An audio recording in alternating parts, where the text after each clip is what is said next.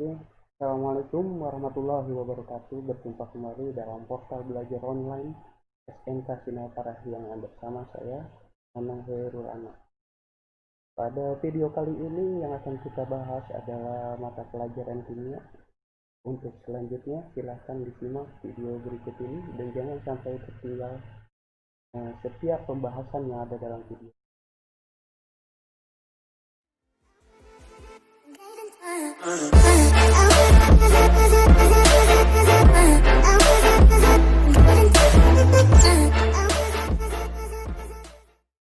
Nah, pada pembelajaran kali ini yang akan kita bahas adalah tentang materi. Dalam kimia itu akan mempelajari berbagai banyak hal dalam yang ada di dalam sekitar kita. Salah satunya itu adalah materi. Kita harus terlebih dahulu mengetahui apa itu materi.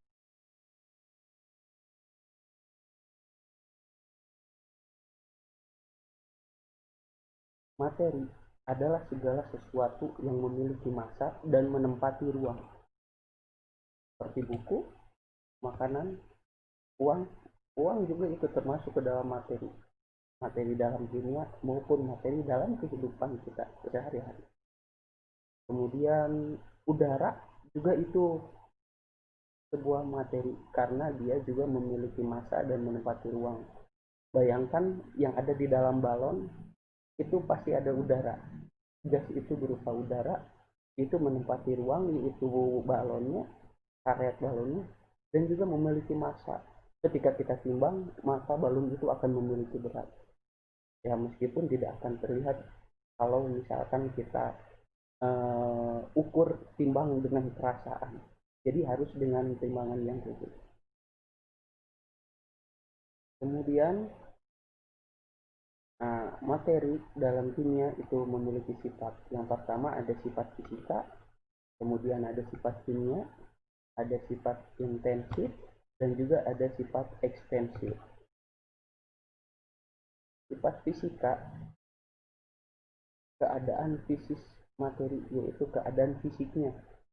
Terdiri dari titik leleh, titik didih, massa jenis, itu termasuk ke dalam sifat fisika. Nah, sedangkan sifat kimia itu perubahan materi menjadi materi lain. Mudah berkarat, reaktivitas. Nah, itu termasuk ke dalam sifat kimia dari sebuah materi. Nah, sedangkan sifat intensif itu bergantung pada jumlah, juga massa, dan juga volumenya. Sedangkan sifat ekstensif itu tidak bergantung pada jumlah, warna, dan massa jenisnya. Jadi bergantungnya hanya pada warna dan massa jenisnya, tapi tidak bergantung pada jumlahnya. Gitu. Kemudian selanjutnya itu perubahan fisika. Perubahan materi juga itu dapat berubah, dapat mengalami perubahan.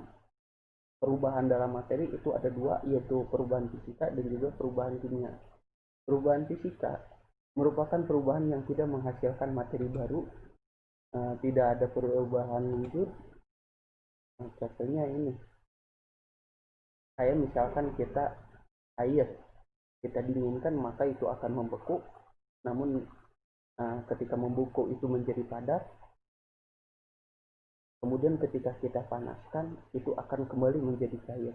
Tapi materi yang ada di dalamnya itu tetap sama, yaitu masih air. Kemudian jika air itu kita uapkan, maka itu akan berubah menjadi gas, yaitu menguap. Ketika kalian mendidihkan air, maka akan ada seperti asap yang keluar. Nah, itu bukan asap sebetulnya, itu uap. Nah, ataupun ketika kalian membuka lemari pendingin makanan, maka akan mengeluarkan seperti asap juga. Nah, itu berarti air itu mengalami perubahan dari cairan menjadi gas yang disebut dengan mengembun ketika di air itu kita dinginkan. Ini ya. Kemudian juga ada pelarutan ketika kalian melarutkan misalkan gula ke dalam air, maka itu tidak terjadi perubahan terhadap wujudnya. Wujudnya tetap air dan wujudnya juga tetap gula. Meskipun gula itu mencair, itu tidak mengalami perubahan wujud secara kimianya. Tetap air itu mengandung gula yang bersifat manis, yang memiliki rasa manis, dan juga tetap air. Garam pun sama. Ketika kalian masukkan ke dalam air, itu tidak mengalami perubahan secara kimia. Jadi perubahannya itu adalah perubahan fisika. Kemudian yang kedua ada perubahan kimia. Nah, kalau misalkan perubahan kimia itu perubahan yang menghasilkan materi baru. Seperti misalkan kalian mendiamkan sebuah buah, mau apapun itu, ketika lama kelamaan itu akan menguning dan membusuk. Nah, itu merupakan perubahan kimia yang terjadi pada buah itu sendiri.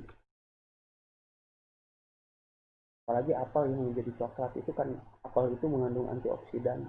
Antioksidan ketika misalkan bertemu dengan udara maka akan berubah cara kimianya.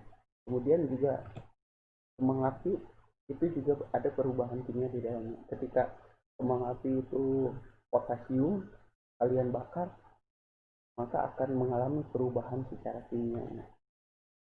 Yang ditandai kalau misalkan kembang api itu ditandai dengan adanya sebuah percikan api, kemudian setelah percikan api itu maka akan ada bekas dari pembakarannya, itu juga termasuk ke dalam jenis perubahan kimia. Kemudian selanjutnya reaksi kimia. Ciri-ciri dari reaksi kimia itu ada perubahan warna, kemudian ada perubahan suhu, ada pembentukan endapan, kemudian ada pembentukan gas. Kalau misalkan keempat dari ciri ini terlihat, maka itu bisa kita sebutkan terjadi sebuah reaksi kimia. Kemudian penggolongan materi. Materi itu terbagi menjadi dua, ada zat tunggal dan juga campuran. Zat tunggal itu terbagi menjadi dua, yaitu unsur dan senyawa. Campuran pun terbagi menjadi tiga, ada homogen, ada campuran heterogen, ada campuran koloid. Kemudian unsur itu terbagi menjadi dua, yaitu logam dan juga non logam. Kemudian unsur itu terbagi menjadi tiga, logam, non logam, dan metaloid. Metaloid itu antara logam dan non logam. Itu pembagian atau penggolongan dari materi secara kimia, secara ilmu kimia. Zat tunggal itu terdiri dari satu jenis materi. Contohnya, zat yang paling sederhana oksigen. Dalam kimia itu disimbolkan dengan O, hidrogen dengan H, atau adapun nitrogen yang disimbolkan dengan N. Itu disebut dengan unsur. Sedangkan senyawa itu gabungan yang saling berikatan kimia. Seperti misalkan air, senyawa kimianya itu H2O, hidrogen dioksida. Nah, kalau misalkan cuka juga termasuk ke dalam senyawa. Dalam kimia itu simbolnya CH3COOH. Partikel senyawa ini bisa kita gambarkan secara kimianya seperti ini. Kalian bisa lihat di layar gadget kalian. Garam dapur natrium klorida itu seperti apa, karbon dioksida seperti apa, kemudian air itu seperti apa. Nah, ini partikel senyawanya yang mungkin ditemukan oleh penemu-penemu dengan menggunakan teknologi-teknologinya. Kemudian ini partikel unsur, contoh partikel unsur. Helium itu seperti itu, kemudian yang D itu atom logam, sedangkan yang C itu molekul oksigen.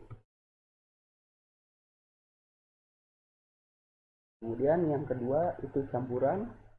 Campuran itu terdiri dari dua jenis atau lebih materi. atau kita bisa sebut juga campuran itu ada yang disebut dengan larutan. Campuran homogen yang tidak dapat dibedakan lagi antara pelarut dan zat terlarutnya.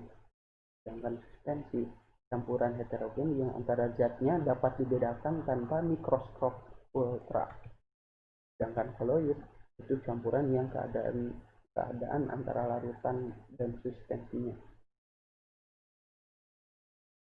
Campuran yang keadaannya antara larutan dan suspensi. Mungkin sekian itu tambahan materi yang bisa Bapak sampaikan tentang pengenalan ilmu kimia dalam kehidupan sehari-hari. Bapak cukupkan sekian. Tidak ada yang ingin ditanyakan, boleh menghubungi nomor WhatsApp Bapak atau misalkan di media sosial lainnya.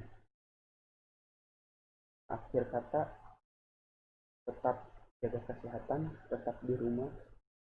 Semua pasti rindu akan sekolah, namun menjaga kesehatan itu menjadi hal yang paling utama.